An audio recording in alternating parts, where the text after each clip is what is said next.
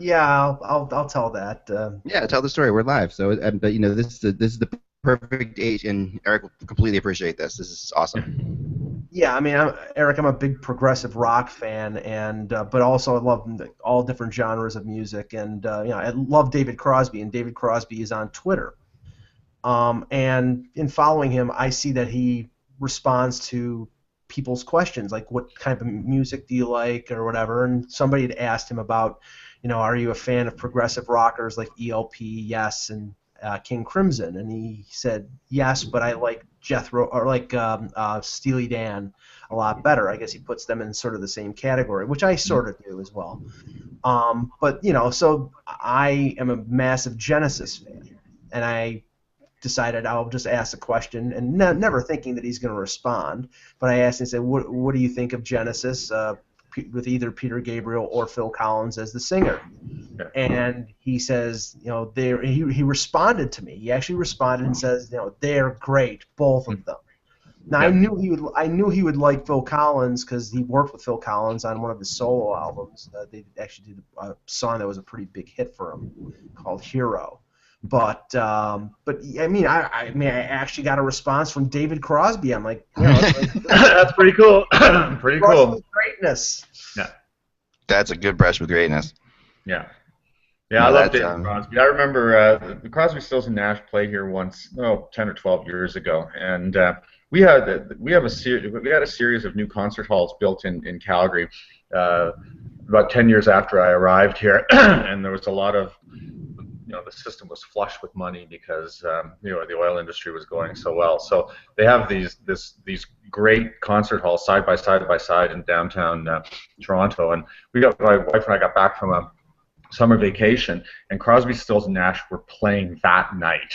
So we're there, and it's like, I really wanted to go, and she was tired, and I said, well, let me at least see what I can do. If I can get decent tickets, we'll go, and if not, we'll just let it slide. So I called the box office about 3:30 in the afternoon. The show's that night. They had just released, as you know how that sometimes happens, another batch of tickets. We had the 8th row in the Jack Singer Concert Hall, which is this, every artist that plays there, from Jackson Browne to Roseanne Cash, always comments about what a great facility it is to play. And so, I said, I had the phone up like this. I said, we can get the 8th row. Is that good enough? Yeah? Okay, we'll take it. So we went down and saw them. And that's the first time I saw David Crosby live. And I was amazed at, even then, how strong his voice was, what a presence he had on the stage. I mean, the three of them were all really, really good.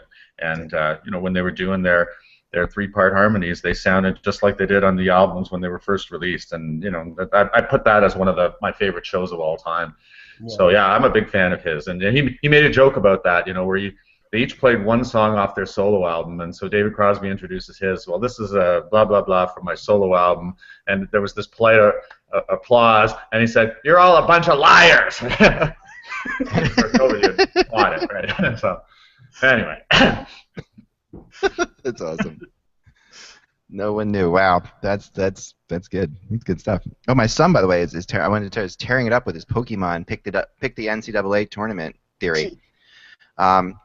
He came up with 60. He's leading. We have 84 people in this benefit NCAA poll for the girls soccer team. And of course, not knowing much about college basketball at all. My theory has always been what I look at the team mascots, and if they were thrown into a pit, which would emerge victorious? So, like a cowboy would never beat, a dragon. So that's like the whole thing. So I have these certain things. So I was telling my son this, and he's like, "Well, what about Pokemon?" And I'm like, "That's a great idea." So we stayed up till like 11:30. He's 10, 11:30 at night. Coming up with 60. He came up with 64 Pokemon. I basically went. He's got an encyclopedic knowledge of, each school. What's their mascot? If their mascot was like the Utah Utes, what's that? What the hell's a Ute? So we went to other things about Utah, about they're Mormons. Well, there's not really a Mormon Pokemon, So it was really tricky, but we came up with Pokemons for each team, and then we went and battled them. Mitt Romney. There is a Mormon Pokemon. Ask Mitt Romney. There you go. So we went through everything, and eventually ended up with with these, and then battled it out and battled it out and battled it out, and Arizona wins the whole thing, and because they have some Pokemon that's like that's sort of a ram, and basically the whole thing is it's just really, it was really hilarious doing, and he's now two of the upsets that happened yesterday he had that because he was actually paying no attention whatsoever to anything but the Pokemon and he brought out his book for each battle and took it really seriously. He's like, okay, this Pokemon has these strengths and this has these strengths and this would win and this would da da da. This is a toss up. This Pokemon probably would win because of the higher evolution. You go through the whole thing. Pretty good, and people loved it on Twitter. I put it out, and people are, the Pokemon people out there were just crazy about it, and they kept saying, oh, this is like, I disagree that this Pokemon would win, and then my son would be like, he's 10, and I'd read him to him, and he would say, wait a second, tell them this and this and this. He took them on like right away on Twitter, had no problem with their criticism, went right after him. Very proud. The secret to picking Georgia Southern and UAB is Pokemon. Yeah, a dragon would never lose to an otter or whatever it is. Basically, UAB goes all the way to the Final Four with him. So you guys keep an eye on them. They're not just a one-hit wonder. Yeah. Well, my kids are long past the Pokemon stage, but is Charizard still the number one? Charizard is UAB. Yes, Charizard is UAB. And that's why Charizard, he's a mighty fine legendary Pokemon, and he's going for it. If this show's going down the Pokemon road, I'm gonna have to drop off because I don't. Yeah. But no, it was really. I mean, it was hilarious. I mean, the fact of the matter is, I got to show you this one thing, and then let's get started with the show because this will give you an idea of what we're talking about here. Because this is really funny. I'll show you this. But people were they were eating it up, and I knew they would because Pokemon fans. So your kids were Pokemon people? Yeah, in fact, I know my son when he got all these Pokemon. He was at the age when Pokemon first started. So and I think Charizard was number 1, and is it Bulbasaur that's number 2? I can't remember now. Bulbasaur, yeah. But he has an original Charizard, and he has an original Bulbasaur. We used to for about a year there.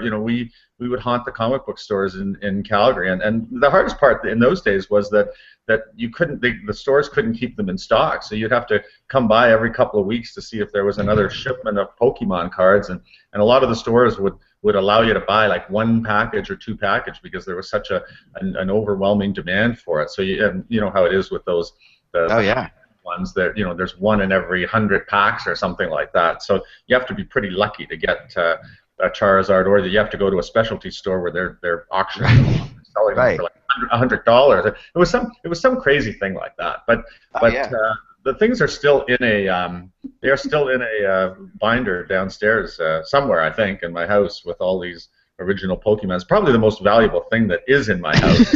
It's in your home right now. So here's a list. This is like the list of the. Okay. Yeah. So this is because the actual Pokemon are actually put into their own regions. We renamed the regionals, like the Johto regional.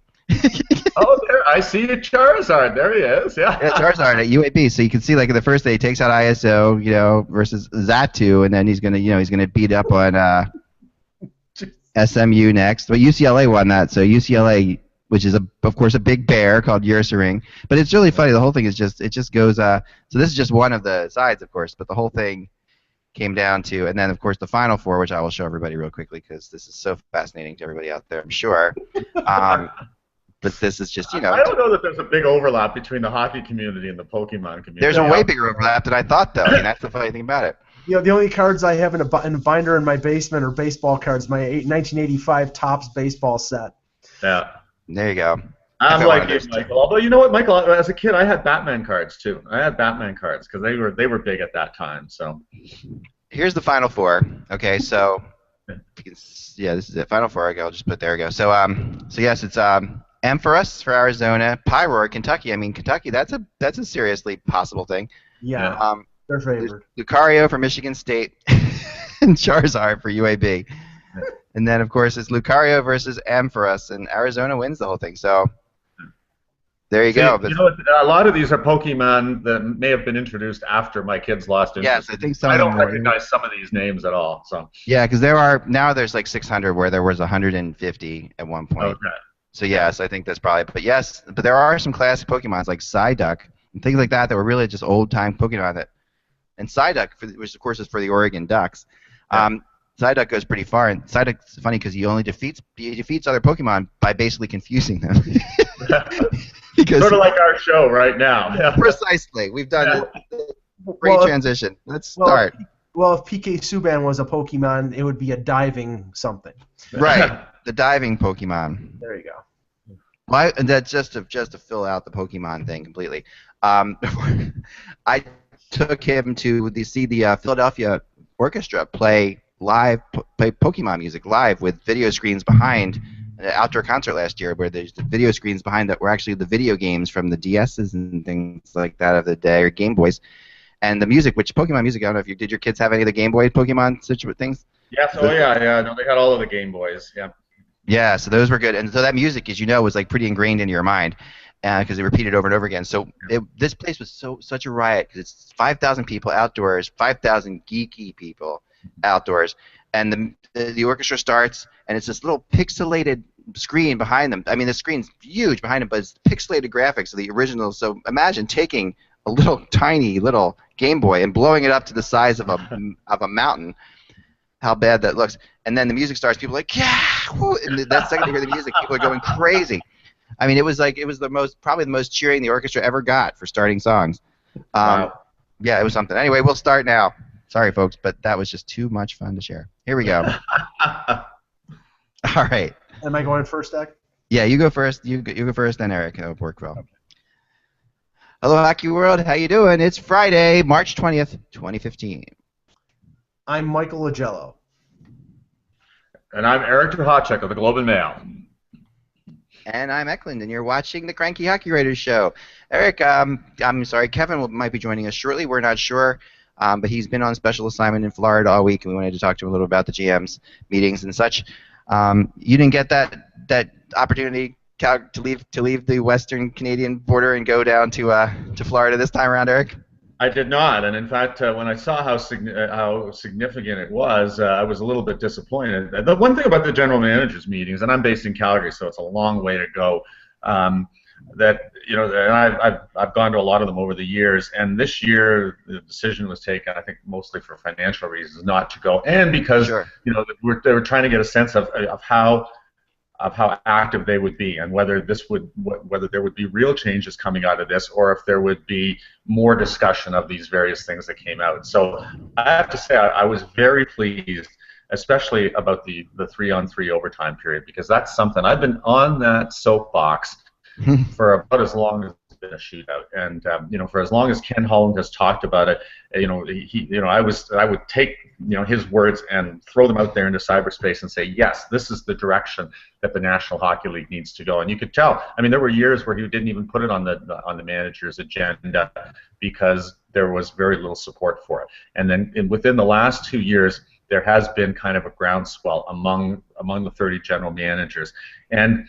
it's kind of an interesting discussion because it's the debate between the purists in the game and then the people who emphasize the entertainment value. And so the reason that we haven't seen 3-on-3 until now, hopefully we're going to see it if the Players Association approves it, is because the commissioner constantly would say the same thing. The fans love the shootout. Our focus groups tell us that we want the shootout. We don't want to tamper with the shootout. And I think that what ended up happening was the general managers finally were able to say, yeah, but 3-on-3 overtime is also very entertaining. And the second part of the equation is that the shootout was a real novelty when it first started, and I think that it had become a little bit stale just because, in the same time we have the conversation with outdoor games, if you see enough shootout, it's like, oh my God, another shootout. So I think that you're going to have really a perfect scenario going forward, especially if they adopt the 4-on-4, 3-on-3 shootout, if that's the progression that we get for games in extra time. 4-on-4, 3 is entertaining in a different way, and I think if the shootout goes back to being a novelty, or if it occurs as often as it has in the American Hockey League this year, which is about 1 game out of 20, if fans go to a full slate of regular season games, they'll only see the shootout 3 or 4 times a year, and I think if you only see it 3 or 4 times a year, it's like, yeah, here comes the shootout, rather than here comes the shootout. So I was very pleased to see that they move forward with this. I wasn't sure because in years past I've also hoped that that would be the resolution, and then just found that it didn't get enough traction. This year it did. I think it's going to be very good for the game. Yeah, I like it too, and I know it's going to be entertaining, but I mean, my argument, and this is the debate for today, is this. I know you're also a fan of the 3 points for regulation win. Yes, of course. I am.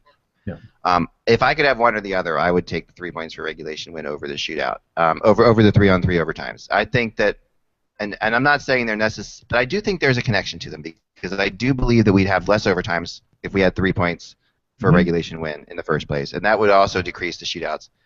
I do think that a 3-on-3 overtime is fine, but I still think they're missing the key. I still think that this 3 point. I still think 3 points for regulation win is being ignored to me. Any thoughts on that, or? Well, it absolutely is being ignored, and I guess I'm a pragmatist when it comes right down to that, because I have also been on that soapbox for 3-point games for as long as I can remember. We're all rational people.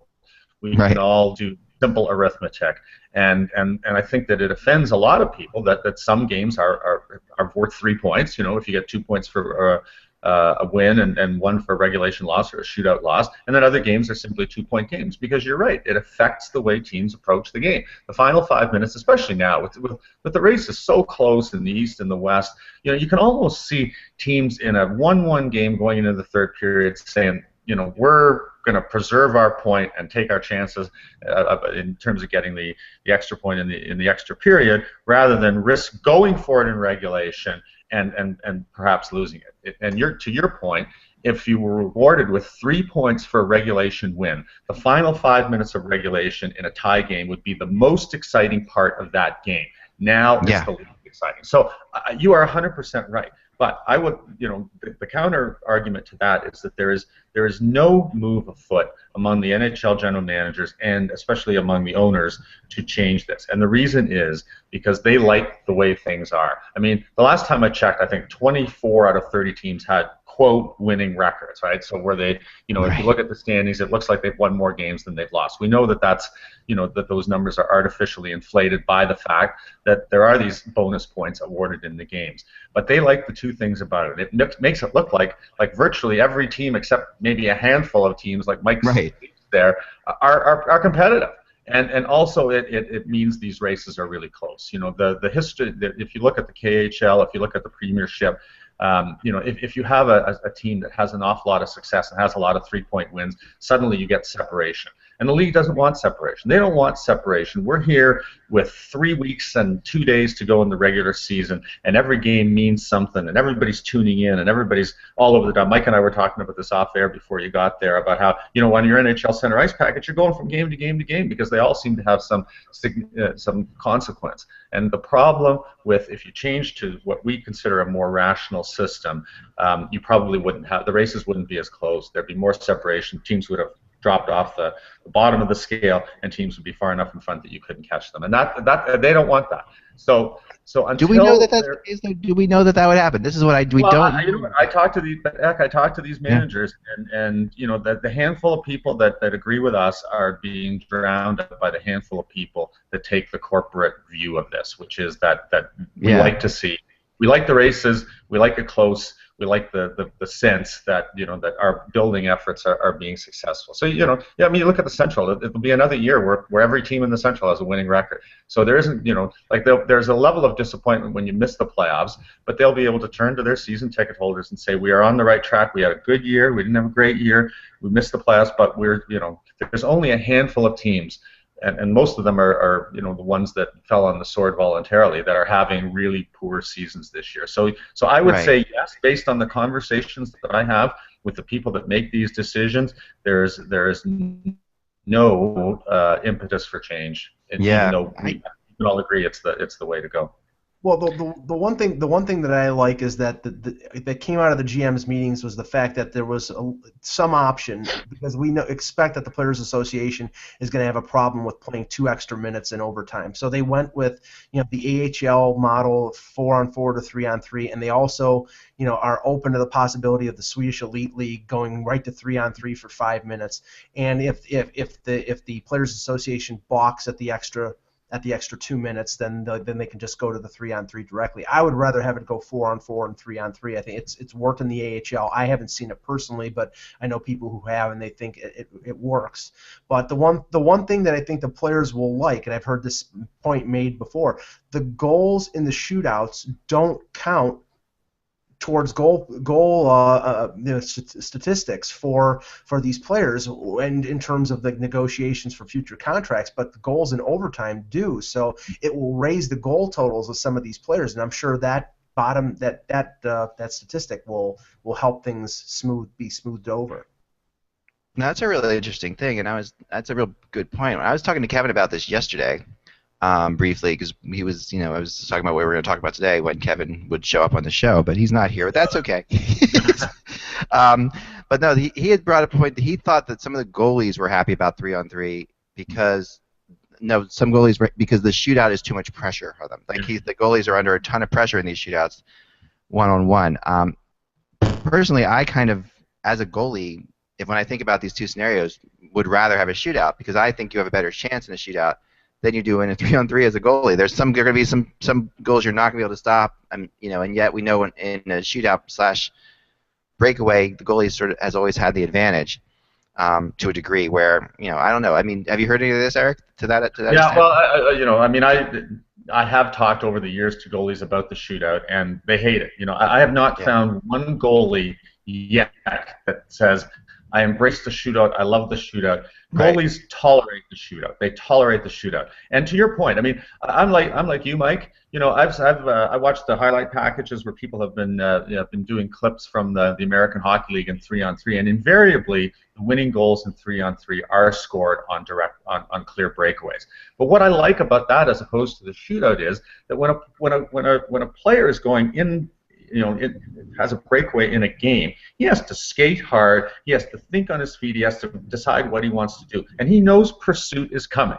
So because pursuit is coming, he can't do the Patrick Kane dipsy doodle back and forth, stay, stop, and then pick a spot. That's how goalies get hurt. That's why goalies hate the shootout, because it's not the rhythm of hockey. They are used to reacting quickly to plays made, and then the shootout comes along and somebody's going in at 18 speed. I mean, if it was a turntable, you couldn't even hear the sound, right? So, and here's the thing, I was saying that years ago, and I'm sure other teams have did this, but I always loved the fact that when the Calgary Flames had scrimmage games during the training camps, what they would do is that they had referees on the ice, but instead of calling a penalty and serving a penalty, they wanted to have 5-on-5 games. But what they would do is that the foul player would get a breakaway from center ice, and the player that fouled him was on his knee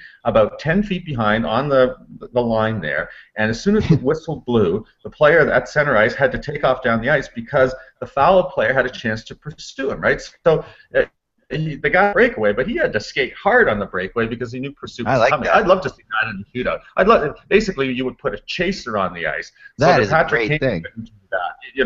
And it's fun because again, it more closely resembles a hockey play, and that's the thrust of the conversation. If you listen to the general managers, if you talk to a handful of them, they keep going back to the fact that we want games decided by hockey plays. We don't like the fact that they're not decided in hockey plays. That that this is an artificial thing. Some of them will use the word gimmick, although they don't like to use it publicly. And so, as I say, I just think that goaltenders as a whole, would much prefer to play 3-on-3 hockey because it just resembles conditions that they're just more used to. I personally think the pressure goes back on the coaches when it goes to 3-on-3 because it's all a question of do they use 2 defensemen and 1 forward or 3 forwards, right, or what alignment they're going to use, and I think it's less pressure on the goalies and more pressure in terms of a tactical nature on the coaches. So that kind of stuff, I really like that.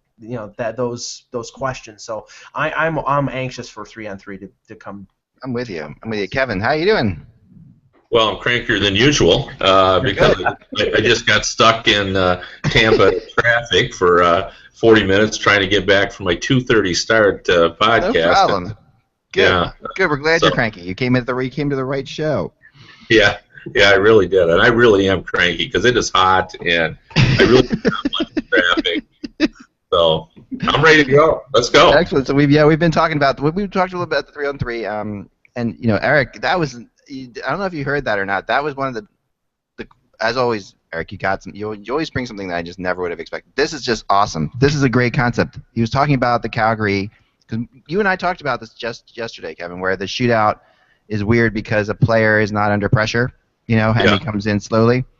Well, Eric was saying that the Flames used to during their preseason, and I've never seen this done before. It was really cool when a guy would take a penalty, instead of serving a penalty, they would give a guy a breakaway, but they would have the guy who fouled him basically start on the blue line behind him on his knees, and when the whistle blew, the guy who fouled him had a chance to chase him and force the issue. Yeah, I've seen that in practices before. It reminds me of the, in the Olympic bike, the Australian crawl bike race where the guy, or whatever it's called, where the bike chases the bike around. It reminds me of when they have the guy. I've seen him start like 8 strides behind or 6 strides behind, and so on one knee, yeah, exactly. So it just depends on what the coach wants to do. But we did talk about that yesterday. I mean, it is, stopping breakaways, and I say this all the time to my readers, and not all of them seem to buy it. It's completely different than a shootout, because the goaltenders do read the back pressure and they react accordingly because they know the shooter's feeling it. The shooters sense when a guy is behind him and how far he is and how much time they have, and and oftentimes they see the ice before they get the puck. They know where everybody is, so it does make a difference for sure when you are trying to read what the is happening when you got a guy behind him.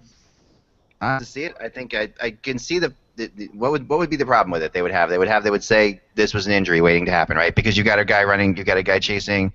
Goalies perhaps collapsing on the goalie, Eric. What do you think? Well, I don't know. I mean, if you did it in an actual game, well, I think there would then be a strategy in terms of the chaser and a strategy in terms of the shooter. I mean, most teams have guys that are incredibly fast. So right. you would have people practicing the chase. You'd have a guy down on one knee, 6 strides behind.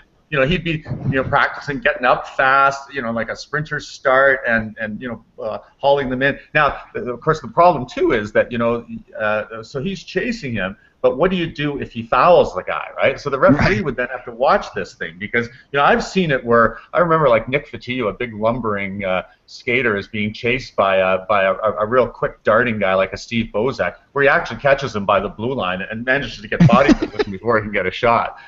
So that is really interesting. I don't think that would happen very much in the NHL anymore, but I have actually seen that happen where the pursuer, but you're not in a position where you hook the guy, because if you hook the guy, it's another penalty. Maybe you'd have to give him then a clear, non-obstructed shootout attempt. Right. I'm not sure. It would create a whole bunch of interesting scenarios and more judgment calls to the referee. But it would be fun. It would be a fun thing to do. And you know what? It's like anything else.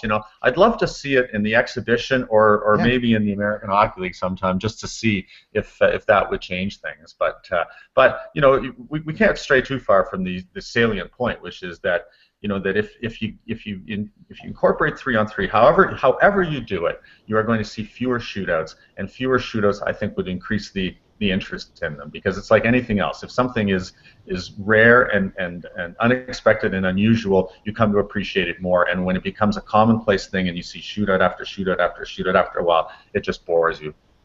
Yeah. I mean, the bottom line on the statistics on this is simply that I think the way the AHL statistics work out, where it's almost 1/4 of the games that go into overtime now end up in a shootout, that seems right. And so, for that reason alone, I think the 3-on-3 concept works. Now, the only question is, and some players have brought this up to me, is will we get the same results? The NHL players are unique. They're more talented, they're more skilled. The coaching is obviously the best in the world. In the NHL, they're going to fiddle with this. They'll do something. And just as you mentioned, is it 2 defensemen and a forward for some coaches? But Jeff Blashill of Grand Rapids in the AHL told me that he has seen 3 forwards in the AHL. I just can't imagine that we would see that in the NHL. But who knows? It'll be interesting. Yeah, I mean, why wouldn't you? I mean, it depends on how much you need the points, right? I mean, if you're going to get that point, you need that point. At this point in time, you would see teams doing it for sure to try to get it. And if you need that extra point, you got to go for it. I think. I think where the difference in the AHL, and I've watched a couple games on TV where it's gone to the shootout, and they've had these different, and I've seen, I mean, where they've had the 3-on-3. The difference is in the NHL, I think you'd be less likely, like you're saying, Eric, that a lot of these are 3-on-3s are ending on breakaways. Yeah. I think that would be less likely in the NHL because of the coverage. Because the coverage would be better. Guys would be way more hesitant to get caught. Because that's all about getting caught. 3-on-3 is all about getting caught. That's the bottom line, right? I think you would see a lot of 2-on-1s. I think you'd see a ton of 2-on-1s, but I agree there would probably be fewer breakaways than you see in the NHL. But I think 2-on-1 going one way and then 2-on-1 going the other way with the speed of the game, I think that would create a very interesting dynamic. Yeah. And go ahead, Mike. I saw a 3-on-3 between Buffalo and Toronto in a preseason game 2 years ago, and it was the most exciting part of the game. And this was a preseason game that had, I believe, a 15-round shootout. So I'm sold. I'm all for it. Yeah. Now here's a question, just hypothetically. Let's throw this out there. If we went to 3-on-3 right now, would we see different teams in the playoff hunt? You know, like if we had 3-on-3 right now, and I mean, I'm trying to think of teams that won a lot of shootouts, I guess, when I say this, but are there teams that would be in, other teams that would be out? Yeah, I don't know. I'd have to see the shootout stats. I don't have them in front of me right now. So. Yeah, for a team like New Jersey a couple years ago who lost every one of their games in a shootout, I'm sure it would have had a positive effect. Yeah, and we certainly know there are going to be some teams are going to be better than others in 3-on-3. I mean, you know, Doug Armstrong was pointing out the other day. He said, you know, you watch the Chicago Blackhawks, and you can pretty much be assured that they're going to be great. Oh, they're going to be awesome 3-on-3. So we're getting that echo, guys. So let's see if anyone's volume. We had this echo issue last show, and someone put out headphones and it stopped it. So it's probably somebody's. Let's see, Mike, you're out of it now. We don't hear the echo now. Do you? I don't hear any echo. Mike, it's you this time. How strange. There you go. I'll log off and log back in. Cool. Okay. We never know. Awesome. So, all right. So let's talk about the other. Still there, isn't it? Yeah. Mike left for no reason. That's okay.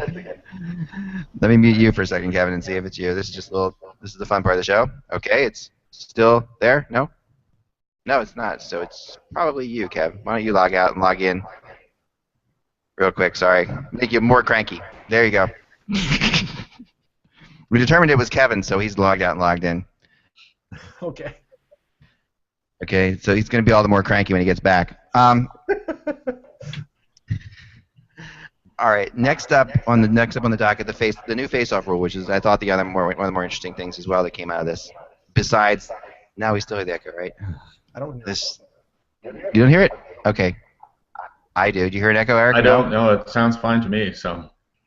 Weird. All right. Okay. Maybe it's me. Never mind. All right. So let's just start here. I thought we wouldn't talk about the instant replay for sure, but let's first talk about the sort of slipped under the gun, the face-off rule. You know, that in the defensive zone, and there's a lot of guys who have made sort of a living being face-off guys. I thought that's one thing that kind of occurred to me. That, the big face-off guys in their own defensive zone now. The home team doesn't have the advantage anymore. Do you like this rule, Kev? Eric, sorry. Does that rule make sense to you? What? I'm sorry. The new concept is this. I'm sorry. I'm hearing the echo, so I got myself confused. The face-off now, where the defensive zone face-off guy is going to have to put his stick down first.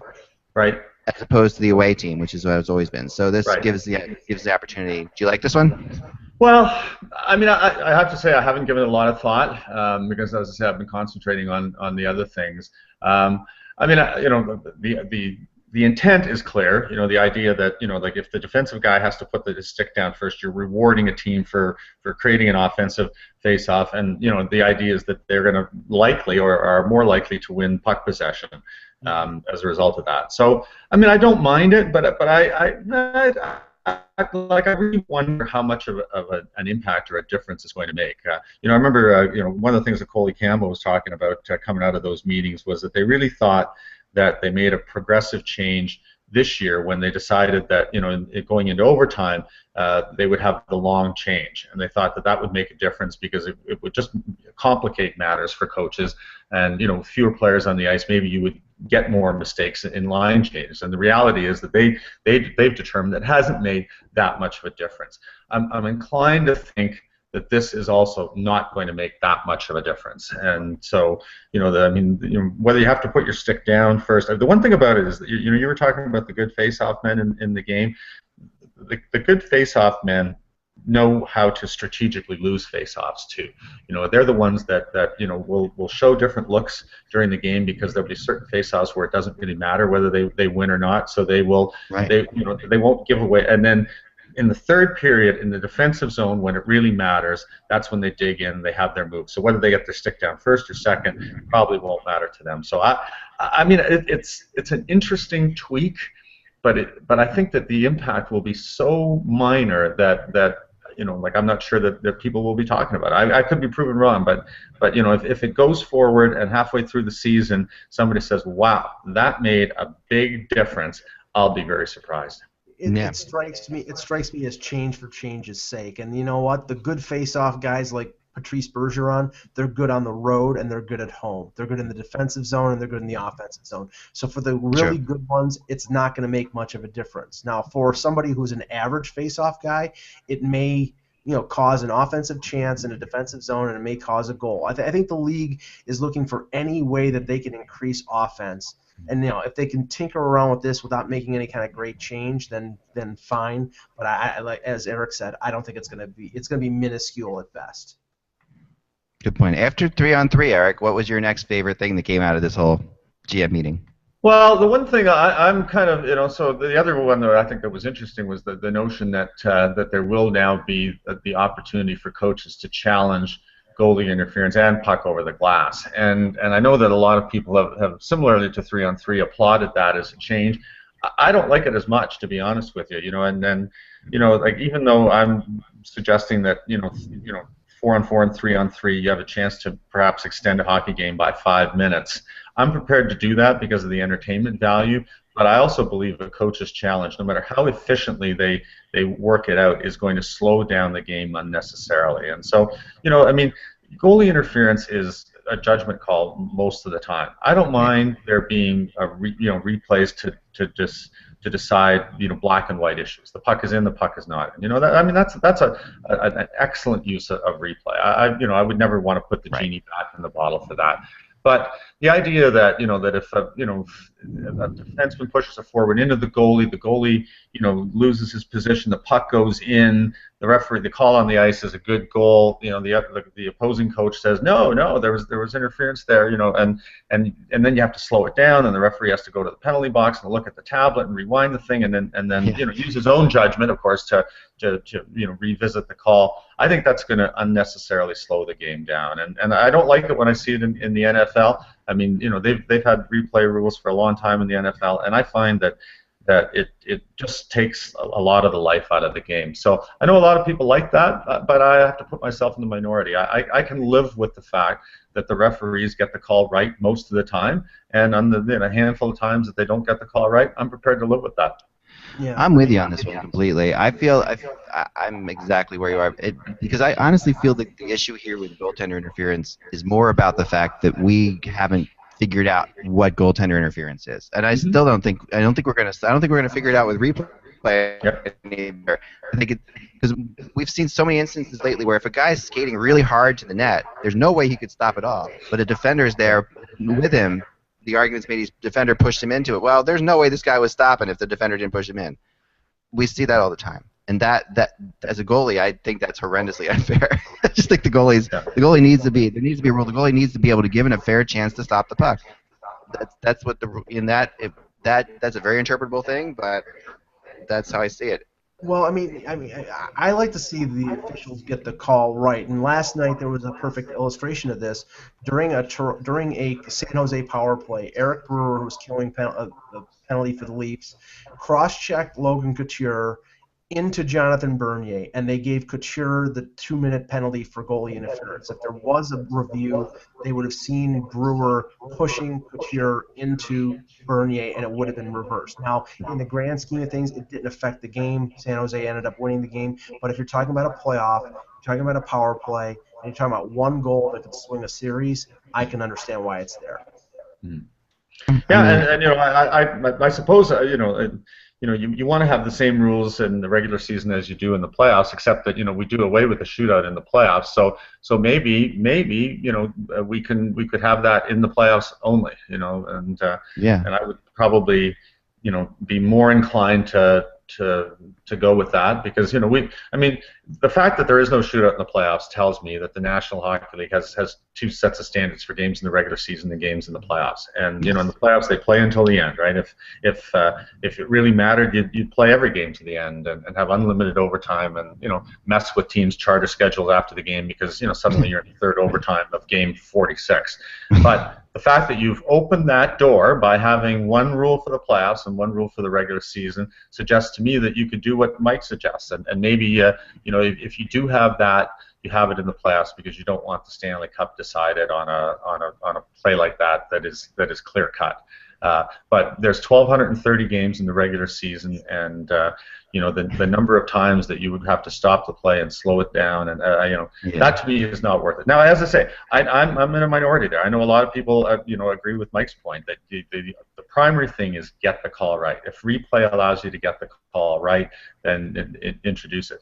The problem that I see is that you're opening a door there, because then there's an awful lot of other things where you could introduce replay review for, or just change the way the game is played to make, like you could find a Hawkeye, right? The tennis has a Hawkeye that calls the lines right now. So why do we need linesmen? Are we right. Closing in on technology in hockey that would approximate the technology you have in tennis, where there is no judgment call anymore? It's you're either over the line or you're not. So which has maybe you have to go that way. Maybe the game will be called electronically in 25 or 30 years' time, and the only officials that will be on the ice are there to break up the fights that don't occur anymore.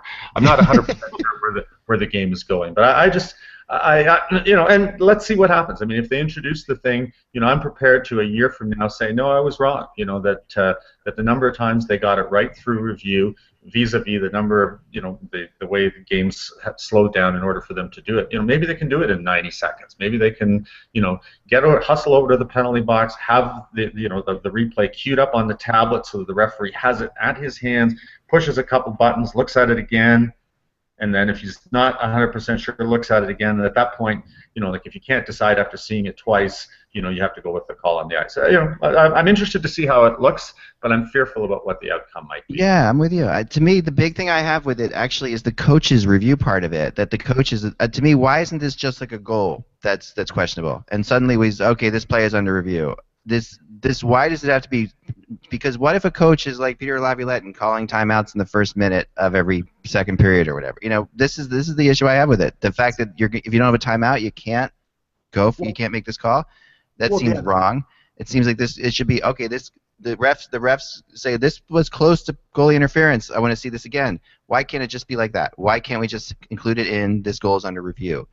That way, I think that would work better. I think you would have a definite, because it's obvious on these plays. I mean, these plays are obvious. What coaches would? This is a little different than football, where you don't know if a coach might say they want this play replayed. But I'll even argue that football is pretty obvious. Which plays are going to be replayed and not. So why isn't this just an obvious thing? And why? Maybe and the other thing I'd like that someone mentioned this week on one of our shows was, similar to football, maybe in the last 5 minutes of a game or in overtime, this is always reviewed automatically, and it's not like a coach has to waste a timeout on it. If it's towards the end of a game, a play could automatically be reviewed if it's close. I know that's slowing down the game a lot again, but maybe that's the playoff solution, Eric. Maybe that's the thing with the last 5 minutes of a game. But go ahead, Mike. I'm sorry. Well, no, I mean my problem was similar to what you were talking. The team has to have a timeout for the coach's challenge to be requested, because then the timeout will be used if it's not found to be an affirmative call. But the problem is, I think like if you've called something, if you've used the timeout early in the game, you're at a disadvantage. Why isn't it treated like a stick measurement, where if a player, if there's a challenge in the third period and you need to challenge it, and you've already used your timeout, and you need to challenge it because you think you're right, and it ends up being wrong, then you should be charged a 2-minute penalty for delay of the game. Then it gives the other team a power play. I mean, why not do that? There's already precedent for it in the league already. I don't know. I mean, I think that I don't think it should be up to the coach to take a chance. If we're really trying to get the call right, we just have to get the call right. Like it's not a matter of like I'm going to risk this to see if we get the call right. I think that's sort of what they're doing here, Ak, is they want to negatively reinforce. They want to prevent these coaches from using this as an end around for another timeout, so they can give their players a blow in the third period after an icing. I mean, I understand why they're doing this, but I mean, again, it's getting the call right. And if a team has already used their timeout and there's a play that's blatantly goalie interference and they don't call it, he has no options.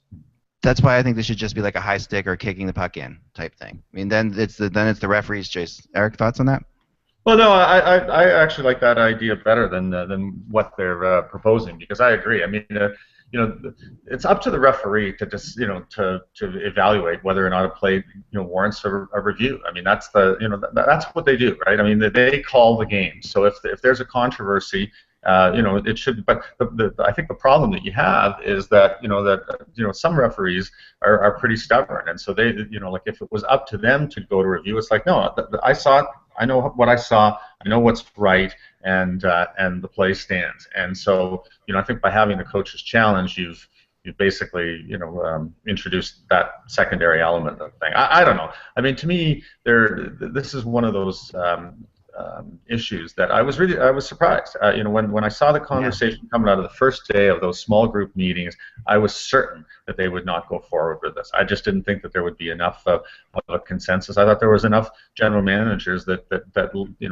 said the same thing, which is that we don't mind there being a small human element in the game, and we don't want the game to drag out by having all these coaches challenge. And then lo and behold, the next day they came out of it and they've introduced this. So I mean, I'm prepared to see what it looks like. I'm prepared to see what it looks like, and I'm prepared to be wrong about this. But I am going on record ahead of time that I really worry and wonder that this might be a backward step. Yeah, I'm with you. So finally, what I wanted to ask you, and I guess Kevin just got so cranky he just gave up. Basically, that's what I'm thinking. Which is fine. That's the definition of this show. It'll just make him all the more cranky next show. But Eric, you would know better than anyone on this one. You're really good at judging dynamics among people, and I wanted to. You're on the Hall of Fame committee. You get all this stuff. What is the dynamic of the GM meetings in terms of who are the people that everyone stops and listens to when they actually talk? The people who are, because we've all been in groups of people before. We know that there's a couple people that wait. If they don't say a lot, but when they say something, it matters. Or who's the guy who's talking all the time? Yeah. What do you think? What do you think some of these dynamics? Well, that's a great question, and I have to tell you that, so it's been a couple of years since I've been down there. The dynamic of the group has changed so much that I would say that the voices that were the loudest previously are no longer there. I mean, one of the loudest for sure was Brian Burke. I mean, you were talking about your concept about the 3-point game. Brian Burke hated the 3-point game. Like that was one of the things that he was absolutely adamant against. And so he just if anyone brought that up, they knew that they could hear from Brian Burke that it was a bad idea and it's not going to happen. And so I mean, so I would say you look at the general managers that have been there a long time. David Poile, absolutely, quiet, well-spoken guy, but thoughtful, and generally is able to put the best interests of the game ahead of his own agenda. It's interesting to listen to Doug McLean speak about the dynamic, because and I'm not sure that he would necessarily still say this because he's been out of it for so long. But when Doug McLean first got into media, he always made the point that he said general managers only care about themselves. I think he was speaking specifically. He said, I'm running the Florida Panthers. I only care about what's good for the Florida Panthers. And so I think that there is an element of that, but I think that that's disappearing. So I think someone like Ken Holland, for example, I think Lou Lamoriello, David Poyle, these guys, they see themselves as the custodians of the game. They really believe that they have a responsibility to do what's right for the game and to put their own interests, their own self-interest on the back burner and to help the game grow. And so those are the guys, and they're just, I would say that the bluster and the bombast has tamped way down. I just don't think that it's there nearly at the levels that it was, 5 to 10 years ago, when you had a lot more larger than life characters attending these meetings, And I think too, like any group, you've got a series of young general managers that have come into the game, like the Bradshaw Livings, and Craig McTavish is fairly new at being a general manager, and so I think that a lot of those guys are very circumspect in their first handful of meetings, and they're kind of, they'll speak when they're spoken to, but they are not going to jump up on a soapbox and try to take over the meeting until they get their feet wet a little bit there. So I think it's a really good group that they've got right now, and I think that when you see the changes coming, they have the best interests of the game at heart, more so than maybe 10 or 15 years ago. Well, that's really interesting. I mean, I'm wondering who the guys will be in 10 years, like who of the young GMs now, when you think about it, who are the guys with potential? I think Hextall is one of those people with a lot of potential for that, because he really does have I've never covered, in all the time in Philly, when granted it was only Clark and Holmgren that I've covered, but I've never covered some GM who was so definitive about everything, that he knew what he wanted and was completely very good at shutting down leaks, and just has is a Lou Lamoriello-esque type thing to him. And that's, and then guys like Dean Lombardi, who has gained a lot of momentum, I guess, from being so strong and from having such a good team for such a long time now. And I wonder how much that plays into it. I always wonder, does that, if you've won the Stanley Cup the last 3 years, do people listen to you more, or does that dynamic not play into it?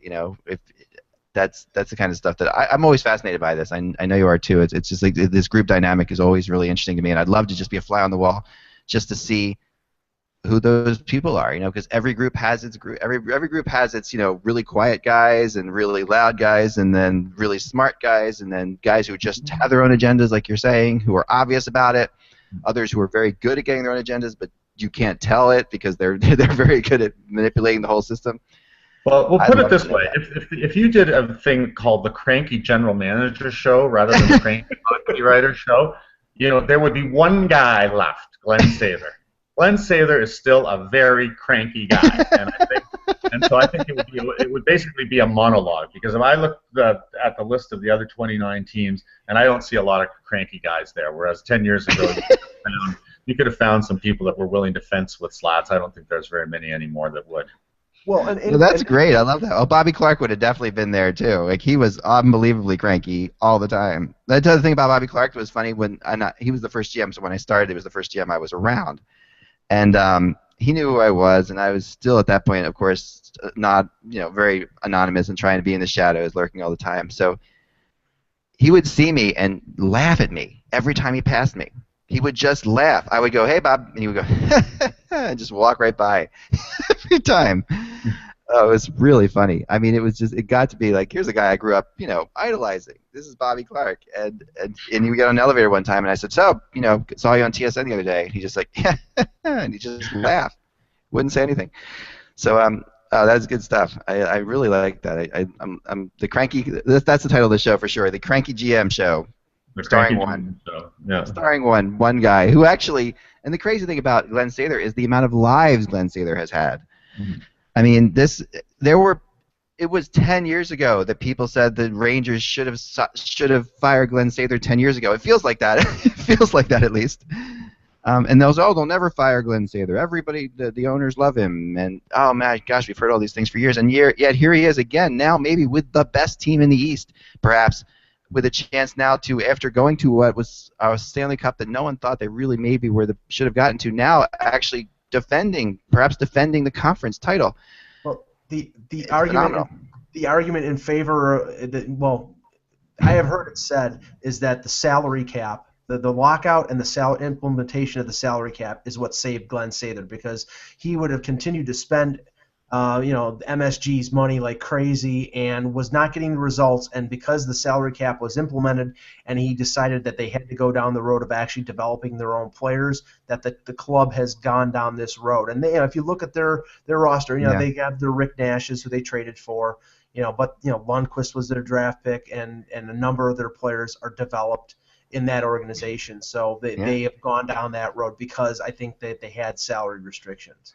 I think that's true, but I also think that what's fascinating about him is he is many times, like, you can tell a GM who thinks this is their last year, the way they're acting, or and he has many times done that, basically with the intent of like, I won't be here in 3 or 4 years. He's been doing that for the last 13, 15 years. So, and he's doing it again. They've traded away 4 first-round draft picks in a row. It's like that's the kind of thing a GM would do that's not going to be there anymore. I mean, Eric, do you agree with this? Well, I think he's a guy that probably understands that he won't be there forever and would crave to win one more Stanley Cup. Yeah, because I think in his mind that there's a perception, because he won all those Stanley Cup championships when he was with Edmonton and with Gretzky, that they are somehow colored, which I don't think that's fair or right, because I think that you have to, sometimes if you have the best team, you don't necessarily win. There's an art to taking all of that talent and molding it into a winning team. There's been lots and lots of very good teams year after year that haven't been able to win in the playoffs for whatever reason. So I think he absolutely deserves credit for the work that he did with Edmonton. He was the right person at that time for that group. But he hasn't won since he left Edmonton, and I think that to cement his legacy in the game, I think he would like to win once, and say, yeah, I can win without, having Gretzky there or Messier or these other guys. And so I think that, and if you look at the team that he's got right now, I mean, it's a tribute to the scouting staff, and presumably he's the one who put the scouting staff together, and to being a little bit courageous to hire Alain Vigneault. I mean, I've watched Alain Vigneault all those years in Vancouver, thought he was an exceptional coach, but the reality is, that he still had to make the hard choice of, do you bring in an experienced guy, do you bring in someone else, and so he obviously got the right guy. For that particular group, and they needed the anti-Tortorella, and Alain Vigneault is the type of guy. No, he's the type of guy. Like if he was your boss, you would like working for Alain Vigneault, and that's what he's brought to that mix. He's a good hockey coach, but he's also a likable person, lots of dimensions. So when you're the man in charge, as Glenn said, you have to have the right scout. General manager, the right guy to do the contracts, the right guy to coach your team. Those are important hires, and if you put the right people in place underneath you, then basically the organization does hum along in a very meaningful and good way, and that's what he's done. So you have to give him some credit for that. And you're right. I look at the East right now, and the Rangers look as good as anybody to me. The landscape of his team well. You have St. Louis probably in the last couple of years of his career. You've got Nash under contract for, I think, another 2 seasons. Lundqvist is in his early 30s. He's still in his prime, and he locked up his 3 big defensemen. Not trade Duclair? Why not trade a first-round pick to get the defenseman who might put you over the top? Because the future is now for this organization, because in a couple of years they may not have the pieces to put it all together. So he was being pragmatic by making these choices now and going for it. And I think he didn't slide the window open slowly. He slammed it open. Right. Most teams, have that long window that opens slowly, and he slammed it open, and it could close. But actually, this is the first time though that he's done all this. That actually he's done it with younger players that are going to be there for a while. So he's been the best spot he's been in my opinion, since he's been GM. He is right now. He's always had issues, but he's in the best spot now. But I like the idea of like some Annie Tortorelli with some bolognese, and a Caesar salad. That sounds pretty good. So before. Yes, Anti Tortorelli. I like. All right. So before one last thing, I gotta bring this up, Eric, because I know you're in Calgary. The Flames are doing so well, and also though this is a picture that I saw that I loved, and I've been saving it for you because I didn't do it the last show because I love this picture. This Jonas Hiller get up, man. This is the stuff. He looks awesome. Yeah. The vintage Jonas Hiller outfit. Yeah. I mean, this is just. I mean, first of all, the Flames. I watched the game, last night with the Flyers. Yeah. You were at that game, right? Correct. Yep. And I'm just watching that Calgary Flames team. I'm like, it is amazing. I mean, I love those uniforms. They're just incredible. Looks like Pat Riggin. Yeah, he does He look like does Pat look like Pat Riggin. I was going to say the left-handed goalie, right? The only thing is he is bigger than Pat Riggin. Pat Riggin was the Eddie LeBeck character in Cheers, and he was. That's a true story, right? When Eddie LeBeck when they were showing pictures of Eddie LeBeck playing in a Bruins uniform in Cheers, those were actual shots of Pat Riggin. And I didn't know that. Oh yeah, absolutely. In fact, Riggin is really funny talking about that because the first time he ever saw that episode on television, he had actually been sent to the minors. So he's watching the minors, and he's a guy who's playing a Bruins goaltender who's small and slight. Jay Thomas, I think, was the actor, and talk about art imitating life. Get Pat Riggin to tell you that story. It's a very, very funny. Yeah, it is awesome. And to tie this all together, like I said on the last show, my daughter has been binge watching Cheers for the last 3 months.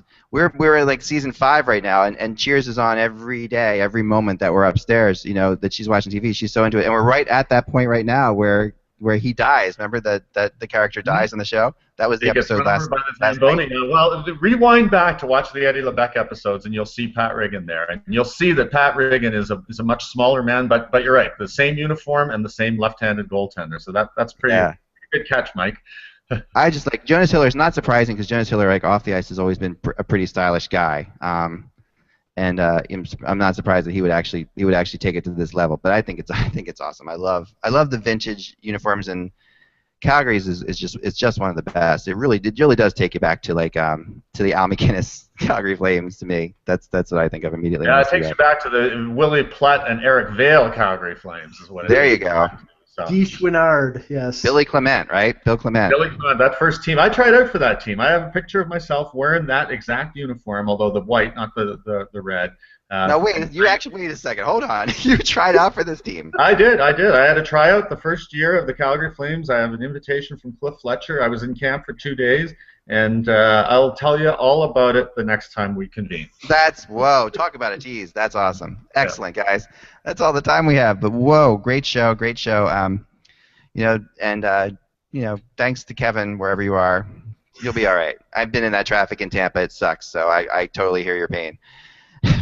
I'm going to be there next week, actually. Guys, remember, without the buzz, it is just hockey. Talk to you soon.